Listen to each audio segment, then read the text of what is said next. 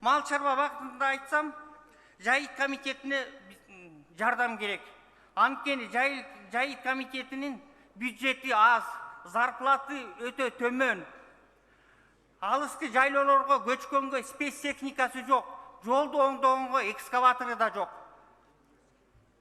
Анан жанакы 15 апрель 1977 жылы чыккан 26 токтомду жокко чыгарып, лес фондун жеринин барын, совхоз убагында өтүп кеткен жердин барын, ошо жайыт комитетине өткөзүп берсе, жайыт комитети жакшы иштеп, бюджети көбөйүп,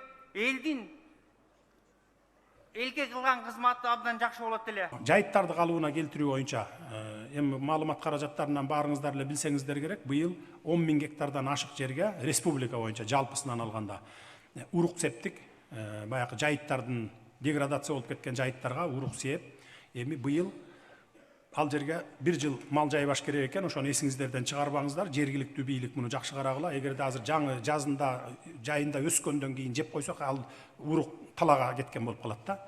Ошон үчүн ушинтип отуруп келе жаткан бир 10 жылдын ичинде бүт жайыттарга биз уруктарды сээп бүтөбүз. Эгерде бунубуз жакшы жүрүп кетсе, ушул 10 000 гектарды быйыл көрөбүз.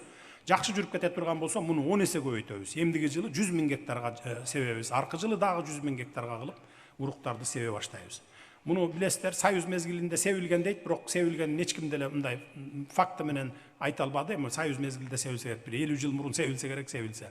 Бирок себилген эмес. Биз мына ушуну баштап атабыз.